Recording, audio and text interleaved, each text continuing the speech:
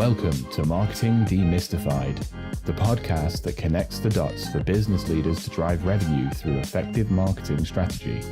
We chat with marketing experts on different topics that will help you ramp up your revenue. We stream live on LinkedIn, Twitter, and YouTube, and you can listen to us on your favorite podcast platforms. Marketing Demystified, the podcast, is presented to you by GrowGetter, your partner in growth marketing. And here's today's episode.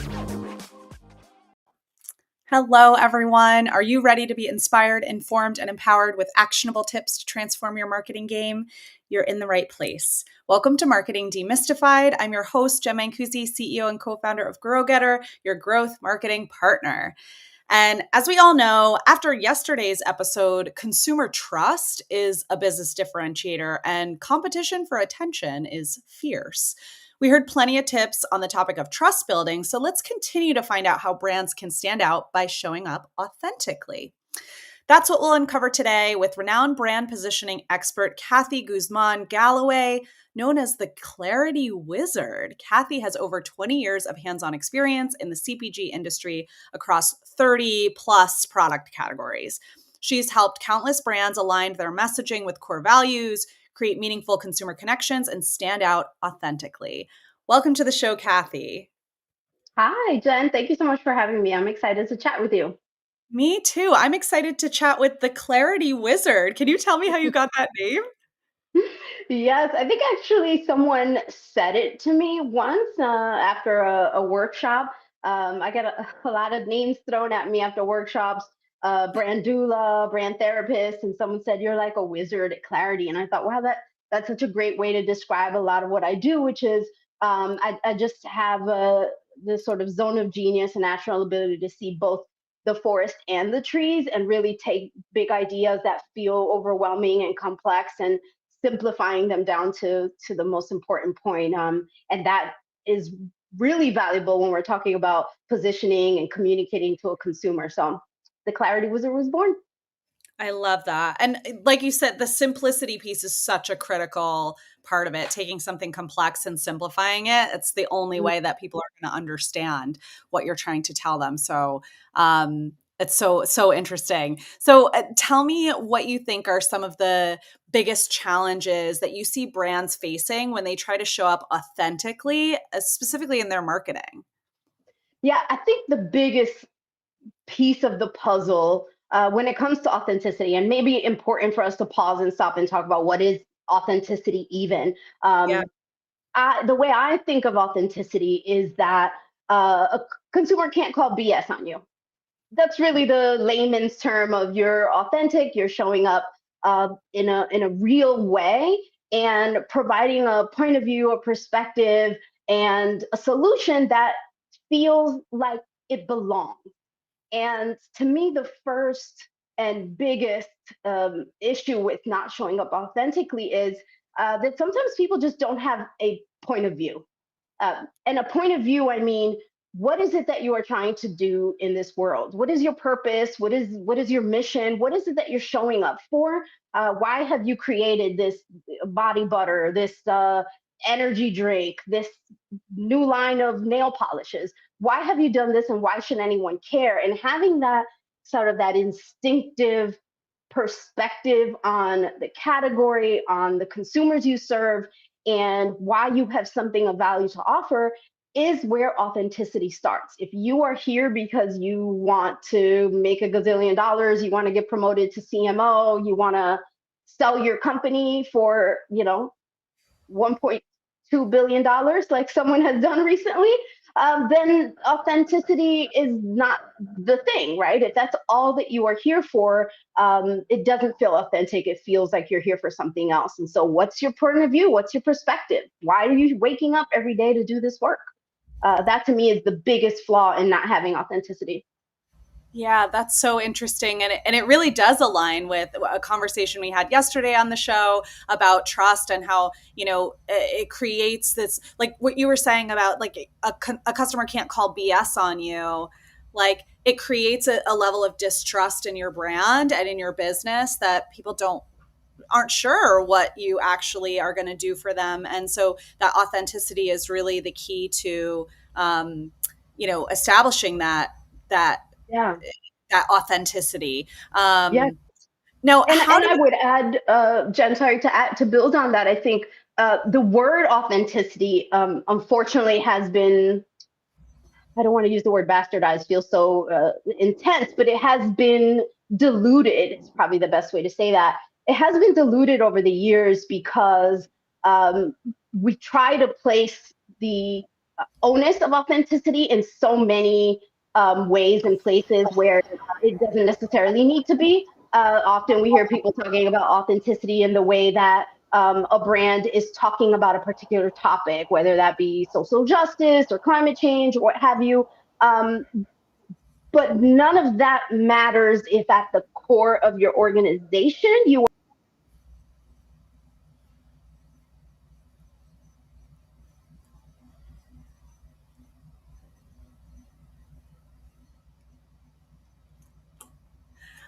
we might have lost how Kathy your for a branding second. shows up, right? It's really about you. Oh, there you are. We lost you for a second, but I'm glad you're back. That was where all the magic was, I bet. But Of yes, course. Yeah. continue on. Yes, it was just really just the point about that authenticity is not just a throwaway word. It really has to start from within. As the leader of the organization, the leader of the brand, the leader of the team, why are you showing up to do this? And why should everyone else follow you in that? That's where authenticity really lives. Yeah, it's so interesting. I went down a bit of a deep dive rabbit hole on a brand that, I bought a bottle of iced tea yesterday from a brand I wasn't familiar with, and they're called Just Iced Tea. I don't know if you're familiar, but basically it's a rebrand of Honest Tea, if you remember Honest Ah, Tea. yes, And interesting. so I was like deep diving on like what happened here, because Honest Tea has that point of view of like being really driven towards that purpose of organic, fair trade, certified, healthy product. They were bought by Coca-Cola, I believe, and Mm-hmm. discontinued. And they wanted to continue on, so they couldn't get the brand name back and had to start Oh, something interesting. new. But they really felt so driven by that purpose and that point of view that you talked about, that it wasn't about selling their company for, I don't even know what they sold it for originally. I should look that up. That'll be the next part of my rabbit hole. But they achieved that. That's not why they existed. They existed for the purpose of this, creating a fair trade tea product, and that was really a mission that was so important to them that they wanted to continue it even after their first product was discontinued. So anyways, like, very timely, because I just sort of deep dived into this story, and it feels like a great example of authenticity in the market. And like, I'm bought in, I'm in, like, take me to more of your like tea bottles. And I'm a fan for life, just from reading this one story about their POV and how they showed up and how their new packaging is showing up in their new brand. And so, anyways, that's what I'm taking Yeah, from where. and that's really the secret of authenticity. That when you show up authentically, when you show up and the consumer um, understands instinctively that you are doing something that feels genuine, say less. Right? I talk a lot about the ideal consumer target is someone who hears the tiniest bit of information about your brand and they're immediately ready to buy. No coupons, no discounts, no promos. I don't have to retarget you. I don't need to send stuff to your house. You don't even have to try it. You've heard the message and you're immediately willing to click buy and put the product in your cart. That's the audience that you're looking for. And when they can connect through authenticity and that you are bringing something that feels genuine and it's connected all the way through to your product and the product experience, you've won the game, right? And I shouldn't say you've won the game, because obviously going to market and winning, there are a lot of places where you can misstep, but that starting point, if that starting point is solid, you're on the right path. Yeah, absolutely. So tell me, how do you feel that the concept of authenticity for brands has evolved? Has it sort of always been this way, or has it been changing? Yeah, no, it certainly has not been this way. I think when I was growing up, I was born in the late 70s, and when I was growing up, 80s and 90s, we really didn't talk about this. This was not a thing. And even, growing up through the PepsiCo system where I worked right out of business school, um, the only time we really spoke about authenticity, funny enough, PepsiCo having just bought out Siete, as a matter of fact, I was on a project where, and this was 2000, oh, I don't know, 2005, 2006, somewhere in that range. We were working on a project to the code name was Authentic Mexican.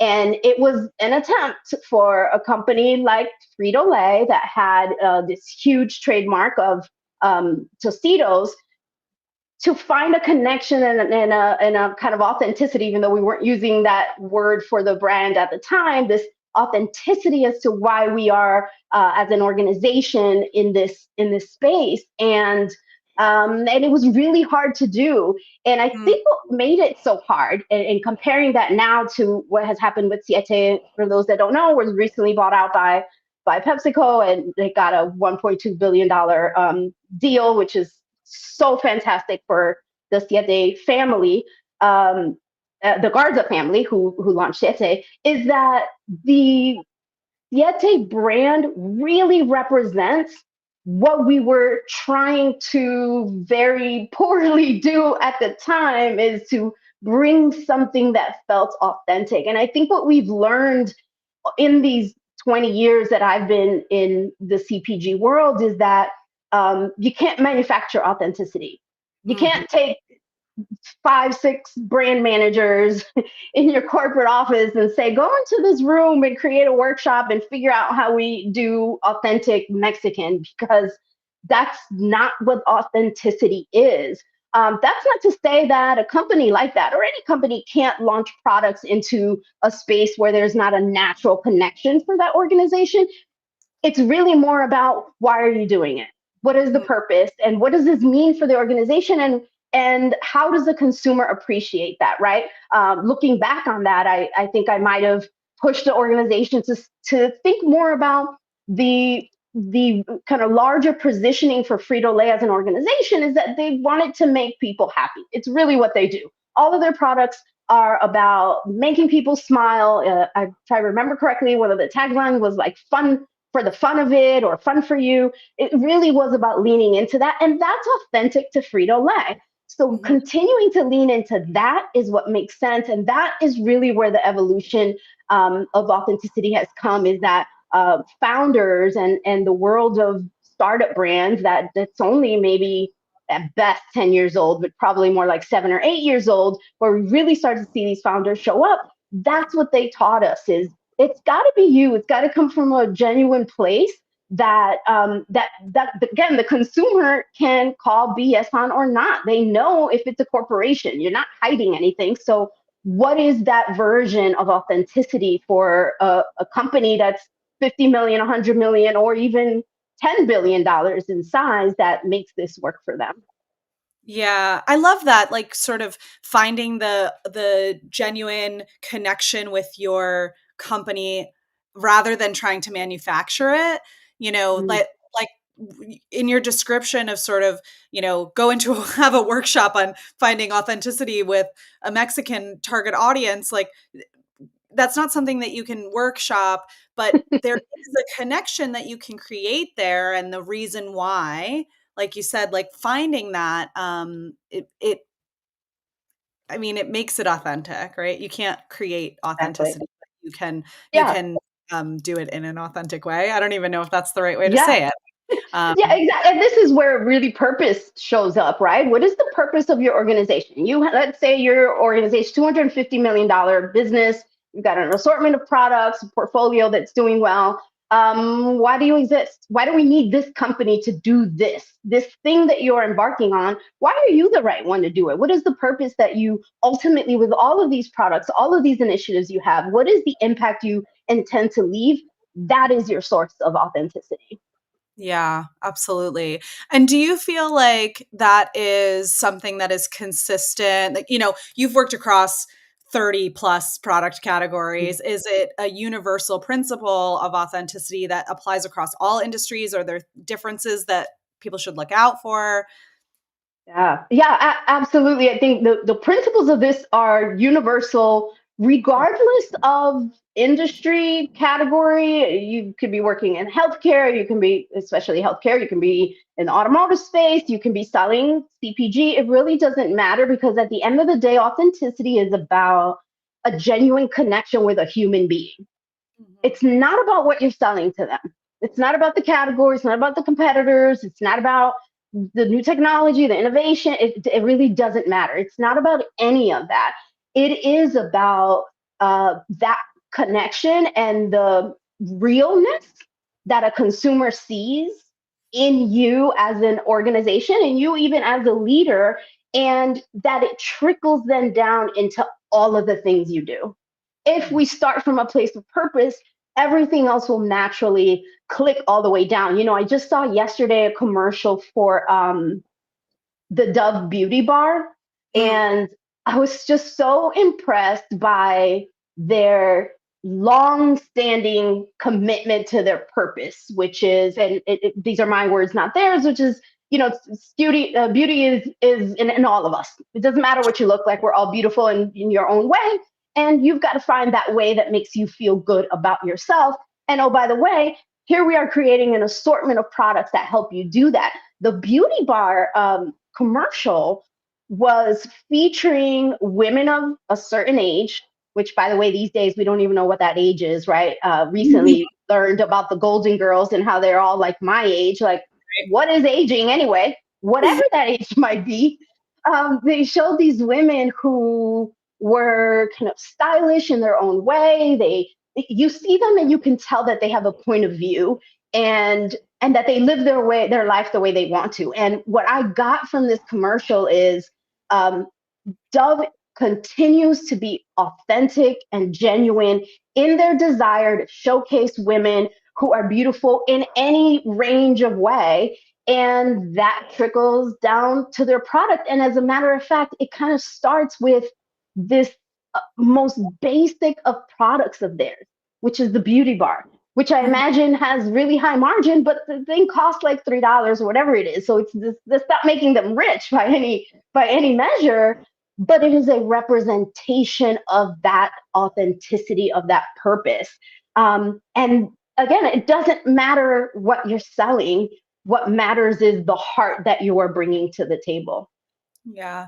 That Dove example is such an interesting one because I'm sort of curious about some of these long-standing brands that maybe when they launched didn't have that defined purpose, and they're competing with these newer, like from the get-go purpose-driven brands. I mean, I don't actually know about the history of Dove, so maybe they have always been on that mission, but it feels like something that they discovered along the way and have done such an incredible job of communicating that in their messaging and in their advertising. But again, I'm thinking about brands that have been around since the 80s and 90s when it wasn't a thing, or before that even. And when companies like Tom's or Patagonia started sort of existing with purpose first and product second, like how difficult that is for some of those long-standing brands to establish that purpose and show up authentically. Like, I mean, I guess, yeah, maybe I've answered my own question, but Dove is such a great example of a company that was able to do that maybe midstream. But what do you think? Yeah, Dove also I find evolved with time. They didn't launch that way. I mean, it's owned by a conglomerate. I believe Unilever owns Dove, um, but something happened. I'm not going to get the timing right, but I felt like I was a young person in the world, so maybe it was in the '90s that they found their way into this space of wanting to represent true beauty and allow consumers to live in that. Um, And it took guts to do it. I think it's one of the pieces of magic sauce that's needed for you to really identify and live into a purpose, is to have the willingness to make that kind of a risk and kind of put a stake in the ground. But it only works if you put the stake in the ground and then you run with it until the end of time and you don't look back, right? Yeah. Because if you're like, oh, I'm about beauty, okay, wait, no, just kidding, hold on, I'm actually about something, then there's no authenticity, right? You've completely lost it. And the challenge with these long standing legacy brands is, you're absolutely right. Um, there was a time when they were created that perhaps there was no purpose behind them. There was a conglomerate that said, hey, we need a new line of sparkling water. Let's just create a brand and put it out there. And the work of identifying a purpose for an organization is really hard, and it's really risky. And there's no statistical measurement for what that looks like. I can't say, I don't believe there is any hard data that says Dove has these number of sales and it's directly correlated with the fact that they identified this purpose. But what you can see is the result of the purpose kind of threaded through their business. And if those individual products that they launch also deliver on all the things it also needs to deliver, a consumer need, it's packaged the right way, it's formulated right, all the other things we have to do right, and it's anchored in the purpose, then it's going to work. The reality is, you can't go wrong with creating a purpose. So even having a purpose, let's say you do it and you take the risk, what is the worst that can happen here is we discover that maybe that quite wasn't right. Fantastic. Let's pivot a little bit to the right. The big brands are just afraid to do that, particularly when you have a portfolio. If I even think about like a Frito-Lay, a portfolio of products that serve different audiences and different consumers. It's a tough sell. On top of that, you layer on leadership changes and how brands move their teams around. And so it takes a leader with guts, with a point of view, who understands purpose and values the authentic connection with a consumer, and recognizes, even if there are no data points, what that impact can be. That person has to be the champion of that. It has to show up and say, this is what needs to happen. And then again, find a way to connect it through all of the points. Because if all you're doing is sitting in a room and saying, hey, this is our purpose, and then you do nothing with it, you actually haven't accomplished anything. So the execution of it is even harder than identifying it. So it becomes much easier for smaller, newer brands to do it. But it's work everyone should do. I talk about all the time that the purpose is not just for Toms. You don't have to be giving away money to poor kids in Africa to have a purpose. It is a valid purpose for Frito-Lay to say, we just want people to have fun with their food, because the world is hard, because we work too much, because social media and politics are killing us. And that's a valid purpose.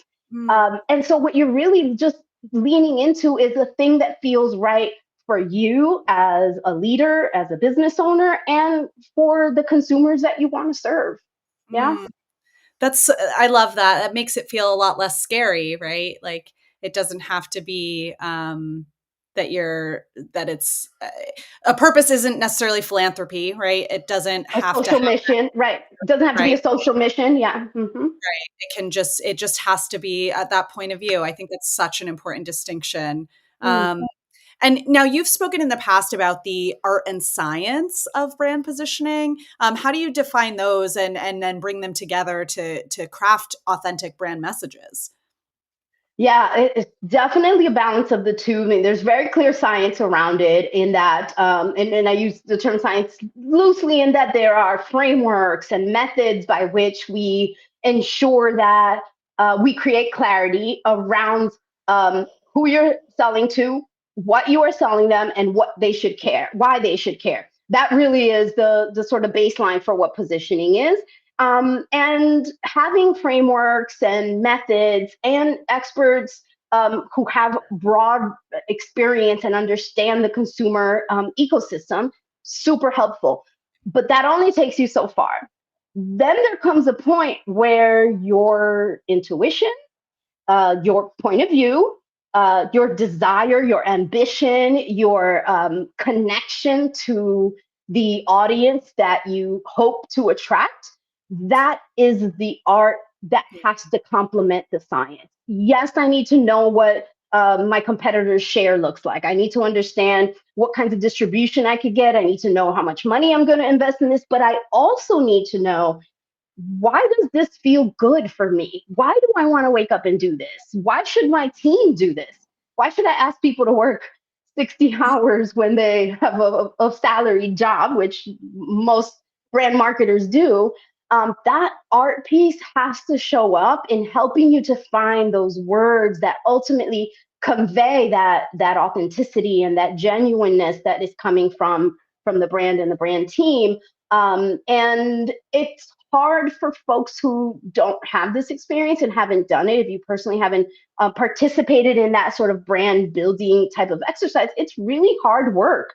And it's helpful to have someone to guide you through that process, but also to have people around you that will challenge your assumptions and challenge how you are talking about things. Because you're sitting and talking in a room, whether it's you alone or you and your team, and you're talking to each other, that's neither art nor science. That's you talking to the wall. You need the rest of the world to come in and help you really ensure that you're bringing that to life. And it's tricky, and it's hard work, but it's extremely well worth the effort that you put in.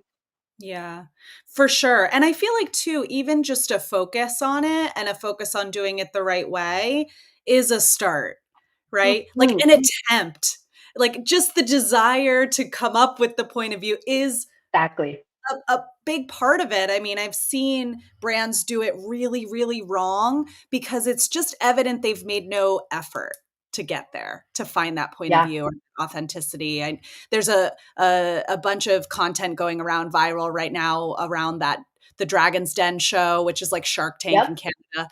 And there was a boba brand that, really was trying to capitalize on a market and very clearly made no attempt to show up in that space authentically, and it really showed, which is so interesting that their purpose and their point of view was about the white space in the market, which again, maybe fine, like that's literally what every brand is doing, but Exactly. was missing the purpose.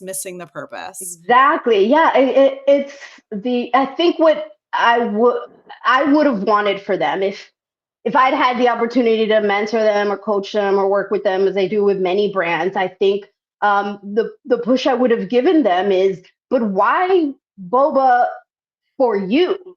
Right. Why do you want to do this? Did you maybe travel abroad, and maybe you studied abroad in Taiwan for 2 years, and so you connected with the people and you built a story around that, and that feels right? Or maybe it's that your kids are adopted and they're half Asian, whatever that story. Like, why is this right for you?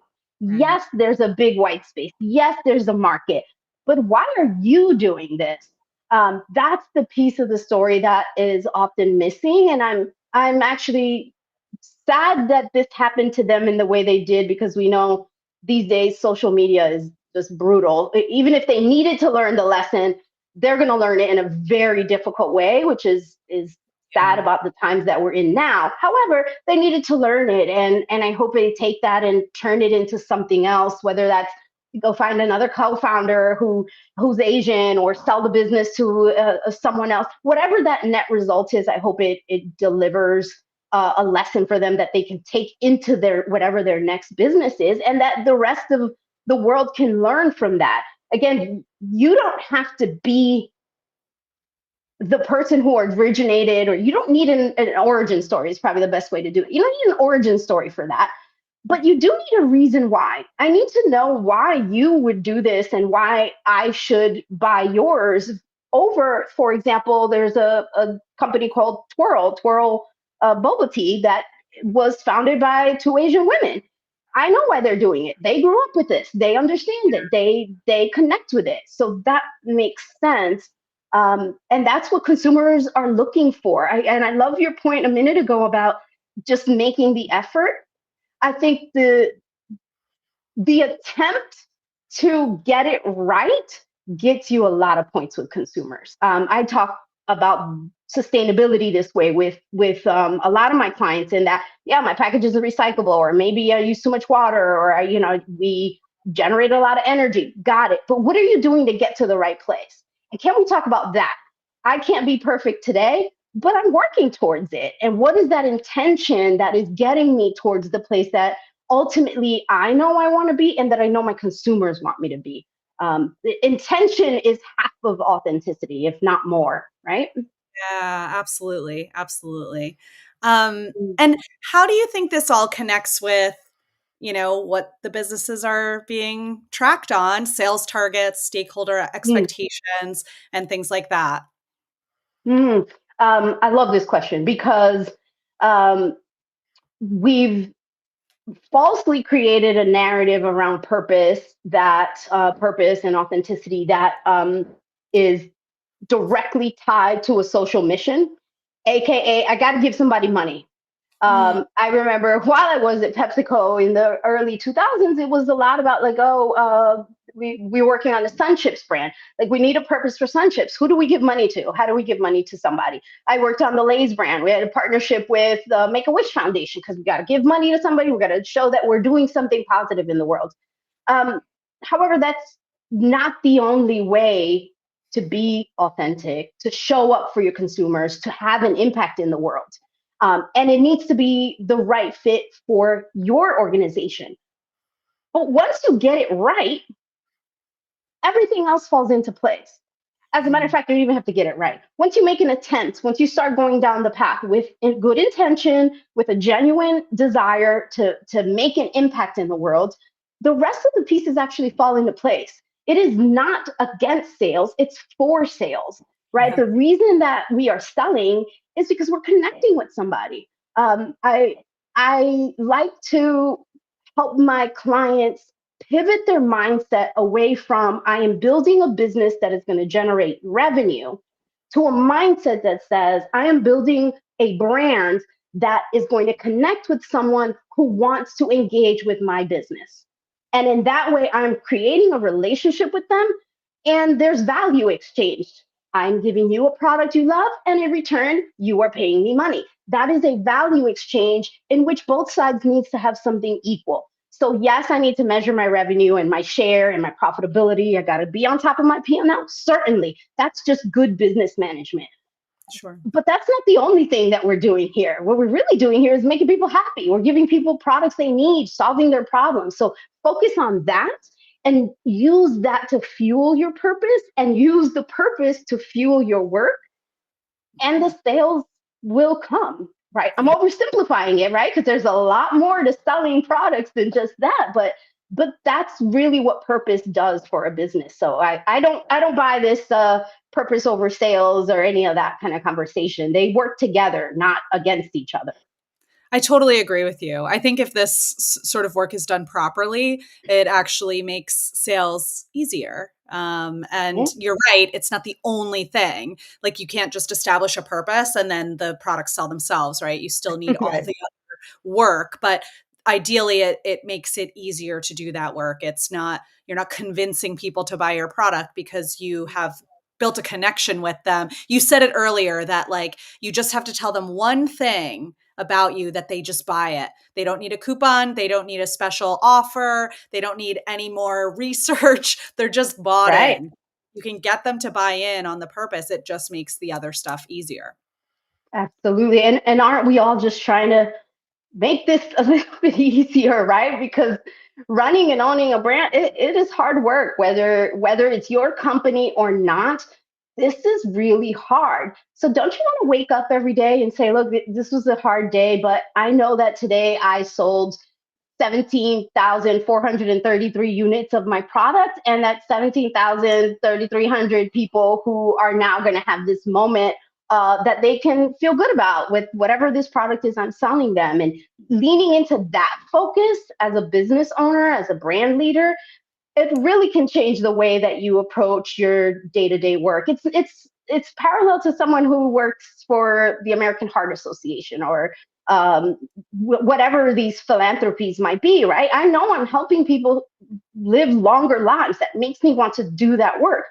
That's not the only good work that's being done. You are also doing good work. If you are delivering something of value, stand on that, lean on that, especially for those hard days, which there's maybe too many of them, right? Yeah, for sure. I love that. It helps us too, right? If we can lean into that purpose, not just the Yeah, well, thank you so much. This has been such a great episode and so timely with the conversation we had yesterday on trust and distrust. And so authenticity just feeds right into that. This all matters with sales and marketing. So, yeah, thank you so much for joining and sharing your expertise with us. absolutely. And I'd love to be back. And thank you for having me. Absolutely. Thanks, everyone, for listening in today. We will be back with another episode soon.